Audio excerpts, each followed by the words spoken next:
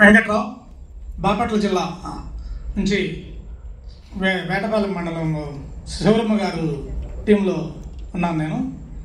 నేను ఫస్ట్ శివరమ్మ గారు నాకు ప్లాన్ చెప్పడానికని నన్ను పిలిచినప్పుడు, గతంలో శివరమ్మ గారు నెలకు వచ్చేసి 2 లక్షల రూపాయలు సంపాదించుకునేది ఈ దిశలోకి రాకముందు. ఆ మేలుముద్రే. నేను ఏంటమ్మా నువ్వు ఏంటి అదేంటి షేర్ షాప్ ఆ షాప్ అంటా వెళ్తావు, కమ్మని డబ్బులు వదిలేసేసి అటు ఇటు వెళ్తున్నావు, నాకు నచ్చట్లా, నువ్వు నాకు ప్లాన్ చెప్పేది ఏంటి, నేను వినను అనేవాడిని. లేదన్నా నువ్వు వినాలి అనేది. మా ఇద్దరికి ఇట్లా జరుగుతూ ఉండేది. నువ్వు ఒక స్థాయికి వచ్చిన తర్వాత నాతో చెప్పు, అప్పుడు వస్తా. అవన్నీ మేము చిన్నప్పుడే చూసాము. ఏది రింగ్ అంట, ఏదో ఒకళ్ళొకళ్ళు ముగ్గురు అట్లా చైన్లా చెప్పుకుంటూ వెళ్ళిపోతుంటారు. ఇవన్నీ మేము విన్నాములమ్మ, వద్దులమ్మ వదిలేవు అనేవాడు.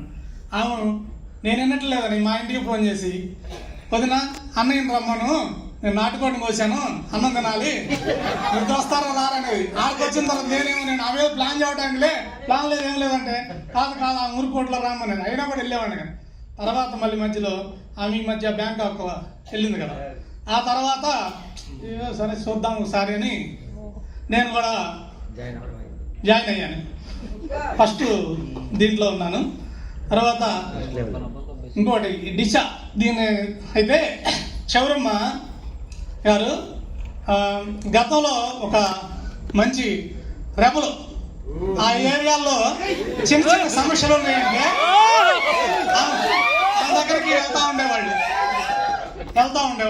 నేను అప్పుడు ఎంపీటీసీ నెంబర్ అనమాట. పోలీస్ స్టేషన్ నుంచి ఫోన్ వచ్చేది, ఏమని, మీ చెల్లి ఏమన్నా కొట్టిందా అని. ఎందుకు కొట్టేదంటే అక్కడ గీదలో గొడవ ఉంటుంది, ఎవరిదో వాళ్ళిద్దరు వచ్చి దగ్గర పంచాయతీ కూర్చుంటే అటు ఇటు కాంచేపు చెప్పింది, వినలేదు, ఒక టప్పాలు కొట్టేసేది. అలాంటి వ్యక్తి ఈరోజు ఇలా మారడానికి కారణం ఏంటంటే దిశ. నాకు ఇక్కడికి వచ్చిన తర్వాత ఇవన్నీ మీరు చెప్పిన తర్వాత నాకంటే అలా ఉండేది కదా. ఈమె ఎప్పుడైతే ఈ షేర్ షాపులకి ఎలాంటివి వచ్చినాయో అక్కడ నుంచి స్టేషన్ నుంచి ఫోన్ వచ్చేది కాదు, మనిషి దొరికేది కాదు. ఇక పట్టు వదలు విక్రమార్కం టైపులో పట్టు అనుకుందంటే ప్లాన్ చెప్పాల్సింది ఆ మనిషి, అంత ముండోడైనా సరే. ఓకే.